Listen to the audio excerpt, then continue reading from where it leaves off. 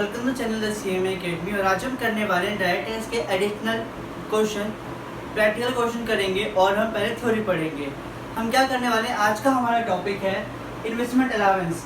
इसको हम additional investment allowance कहते हैं, सेक्शन 32AD। ठीक है, तो चलिए पहले एक बारी मैं आपको इन्वेस्टमेंट अलाउंस के बारे में आपको एक बार अच्छे से समझा देता हूँ कि इन्वेस्टमेंट अलाउंस क्या होता है, किन के लिए ये एप्लीकेबल होता है और कब कब हम इन्वेस्टमेंट अलाउंस ले सकते हैं। तो चलिए एक बार हम स्क्रीन पे आते हैं। तो सेक्शन 32AD बोलता है इन्वेस्टमेंट अलाउंस। इसको हम एडिशनल इन्वेस्टमेंट अलाउंस भी बोल सकते हैं। अभी सेक्शन को याद करने के लिए ट्रिक क्या है, तो यहाँ पे सेक्शन का नाम है सेक्शन 32AD। AD है और इसको हम एडिशनल इन्वेस्टमेंट अलाउंस बोलते हैं। तो AD से बन गया हमारा एडिशनल और इसको बोल देंगे फिर इन्वेस्टमेंट अलाउंस। तो इसको क्या बोल देंगे हम, एडिशनल इन्वेस्टमेंट अलाउंस। तो अब इसमें एडिशनल इन्वेस्टमेंट अलाउंस से होता क्या है, ये कहाँ पे हम खर्च कर सकते हैं, मतलब इन्वेस्टमेंट हम कहाँ कर सकते हैं, इनके बारे में हमको जानना जरूरी है। तो चलिए सबसे पहली बात यहाँ पे है कि ये कंडीशन कौन कौन सी कंडीशन पे ये इन्वेस्टमेंट अलाउंस अप्लीकेबल होता है। तो ये कंडीशन है कुल 6 कंडीशंस हैं। पहला कंडीशन क्या है कि ये सभी तरह के एसएससी पे लगता है। एनी पर्सन, इनको हम एनी पर्सन भी बोल सकते हैं, इनको हम एनी पर्सन भी बोल सकते हैं। अब आता है मतलब ये ऑल एसएससी मतलब सभी व्यक्तियों पे लगता है, चाहे वो हमारा इंडिविजुअल है, HUF है, AOP BOI है, मतलब जो भी पर्सन्स हैं, 7 टाइप्स के पर्सन्स होते हैं, उन सभी पे ये लगता है। जितनी तरह के एसएससी होंगे उन सब पे ये वाला अलाउंसेस लगता है। ठीक है, इन सबको अलाउंसेस मिलेगा। ओके, दूसरा पॉइंट क्या है हमारा, दूसरा पॉइंट है कि new factory plant and machinery पे ये वाला इन्वेस्टमेंट अलाउंस एप्लीकेबल होगा। मतलब अगर आपने न्यू फैक्ट्री लगाई है, ठीक है, अगर आपने न्यू फैक्ट्री लगाई है, कहाँ लगाई वो बात की बात है।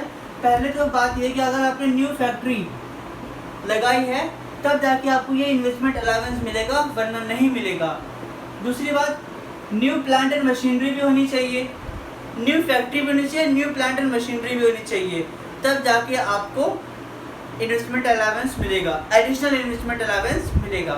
ठीक है, वो कब हम ले सकते हैं, कोई भी अगर हम new factory plant and machinery लगा रहे हैं वो कब से एप्लीकेबल होगा, हमको कब इन्वेस्टमेंट अलाउंस मिलेगा, उसका एक डेट होना चाहिए, कोई टाइम पीरियड फिक्स होना चाहिए, जिससे कि हमको पता भी चल सके क्या और कब हम इन्वेस्टमेंट कर सकते हैं। तो जागरूक होइए और सोचिए कि आफ्टर 1/4/2015 को क्वेश्चन बुक में मेंशन है, हमारे जो प्रोविज़न दिया गया है CMA की बुक में, उसमें ये बताया गया है कि आफ्टर 1/4/2015, आफ्टर 1/4/2015 को आप ये अगर आप इन्वेस्टमेंट करते हो, आफ्टर 1/4/2015 के बाद अगर आप इन्वेस्टमेंट करते हो तो आपको इन्वेस्टमेंट अलाउंस मिलेगा, तब आपको इन्वेस्टमेंट अलाउंस मिलेगा। ठीक है, दूसरा क्या है, इन्वेस्टमेंट अलाउंस अलाउड कितना होगा हमें, जैसे कि हम लोगों ने एडिशनल डेप्रिसिएशन के बारे में पढ़ा था, सेक्शन हमारा सेक्शन था 32 क्लॉज 1 सब क्लॉज 2A।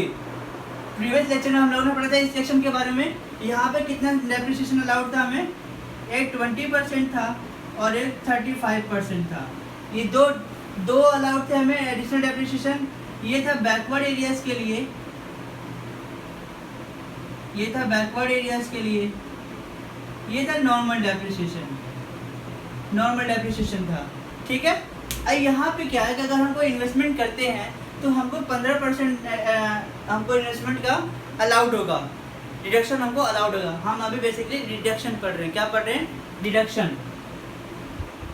हम अभी डिडक्शन पढ़ रहे हैं, फिर एक्सपेंडिचर वाला पार्ट पढ़ेंगे, देन उसके बाद इनकम वाला पार्ट पढ़ेंगे। तो बेसिकली अभी तक हम लोगों ने जो पढ़ा वो डिडक्शन का पार्ट पढ़ा है। ठीक है, जिनको नहीं पता मैं उनको बता रहा हूँ अभी। ठीक है, तो इन्वेस्टमेंट अलाउड कितना होगा हमें, 15% इन्वेस्टमेंट अलाउड किया जाएगा। ठीक है, अब हम जो new factory and plant and machinery लगाएंगे वो कौन सी जगह लगाएंगे, किस एरिया में लगाएंगे, जिससे कि हमको इन्वेस्टमेंट अलाउंस मिल सके। तो उसके लिए ये 4 नोटिफाइड एरियाज हैं, ये 4 नोटिफाइड एरियाज हैं। मैं अपने नोट्स ले लेता हूँ एक बारी, ये मेरे नोट्स हैं, प्रिपेयर किए हुए नोट्स हैं मेरे। यहाँ पे देखो मैंने लिख रखा है कि 4 नोटिफाइड एरियाज हैं, एक बिहार है, वेस्ट बंगाल है, आंध्र प्रदेश है और तेलंगाना है। ये 4 स्टेट है जो हम लोगों ने इस सेक्शन में भी पढ़ा है और हमको इस सेक्शन में भी पढ़ना है। अगर हम इन 4 स्टेट में new factory plant and machinery लगाते हैं आफ्टर 1/4/2015 के बाद, तो हमको 15% इन्वेस्टमेंट का डिडक्शन क्लेम कर सकते हैं। 15% डिडक्शन हम क्लेम कर सकते हैं अगर इन 4 स्टेट में हम अपना new factory plant and machinery लगाते हैं तो। ठीक है, ये हमारी चौथी कंडीशन थी। 5वीं कंडीशन क्या है? क्या डिडक्शन हमको नहीं मिलेगा? कौन सी डेट से हमको डिडक्शन नहीं मिलेगा? हमको डिडक्शन नहीं मिलेगा 1 अप्रैल 2020। 1 अप्रैल 2020 के बाद जो डेट आएगी वो हम वहाँ से हमको डिडक्शन नहीं मिलेगा। मतलब 2 अप्रैल 2020 से हमको डिडक्शन क्लेम नहीं मिलेगा। ठीक है, मतलब यहाँ क्या बोला? No deduction allowed after 1/4/2020। Deduction हमको अलाउड नहीं है। कब? 1 अप्रैल 2020 के बाद, मतलब 2 अप्रैल 2020 से हमको डिडक्शन क्लेम नहीं कर सकते। ठीक है, मतलब 1 अप्रैल 2020 से लेके 1 अप्रैल 2015 तक के जो भी हमने इन्वेस्टमेंट कर रखा है वहाँ पे हमको डिडक्शन क्लेम कर सकते हैं। ये हमारा पूरा पॉइंट था एडिशनल इन्वेस्टमेंट अलाउंस के बारे में। ठीक है, अब हमारा 6th पॉइंट क्या है? अगर हम कोई इन्वेस्टमेंट करते हैं, कोई इन्वेस्टमेंट किया है, कोई अगर हम लोगों ने प्लांट एंड मशीनरी अपने इन 4 स्टेट में लगा दिया, इन 4 स्टेट में अगर हम लोगों ने कोई प्लांट एंड मशीनरी लगा दिया तो उसको हम बेच भी सकते हैं, बट उसके लिए कंडीशन है। तो ये कौन सी कंडीशन है? कंडीशन नंबर हमारा 6th, कंडीशन नंबर हमारा 6th है, जिसको हम कहते हैं lock in period. Lock in period का मतलब है कि हम इस पीरियड के दौरान अगर हम कोई भी मशीन या कोई भी प्लांट बेचते हैं तो उसके लिए हमको कुछ रिक्वायरमेंट है, कुछ कंडीशन है, वो हमको फुलफिल करना पड़ेगा, अदरवाइज हमको नहीं मिलेगा एडिशनल इन्वेस्टमेंट अलाउंस। तो हमको एडिशनल जो इन्वेस्टमेंट अलाउंस होता है वो हमको नहीं मिलेगा, जिसको हम डिडक्शन कहते हैं। तो हमको डिडक्शन नहीं मिलेगा। ठीक है, तो क्या है इसमें पॉइंट 6 में, उसको हम पढ़ लेते हैं। लॉक इन पीरियड कब तक के लिए होता है? लॉक इन पीरियड होता है 5 साल के लिए। मतलब अगर हम कोई प्लांट एंड मशीनरी परचेज करते हैं, अगर हम कोई प्लांट एंड मशीनरी परचेज करते हैं, वो भी न्यू वाला अगर कोई हम प्लांट एंड मशीनरी परचेज करते हैं तो वो 5 साल तक के लिए लॉक इन पीरियड में रहेगा। मतलब वो उसको अगर हम बेच देंगे तो उसको हम सेल मानेंगे या ट्रांसफ़र मानेंगे। सेल या ट्रांसफ़र दोनों में से कोई भी हम मान सकते हैं। ठीक है, यहाँ पे देखो लिखा है सोल्ड या ट्रांसफर्ड मानेंगे। ठीक है, सोल्ड या ट्रांसफर्ड मानेंगे। अगर हम लोगों ने सेल किया है तो इनकम, ट्रांसफ़र किया है तो इनकम। आप लोगों ने कैपिटल गेन का सेक्शन पढ़ा होगा, सेक्शन 2 क्लॉज 47 ट्रांसफ़र का मतलब बताता है। ठीक है, तो अगर हम सेल करेंगे तो भी हमारा इनकम माना जाएगा, ट्रांसफ़र करेंगे तो भी हमारा इनकम माना जाएगा। ठीक है, तो अभी हम इसको थ्योरी पढ़ते हैं।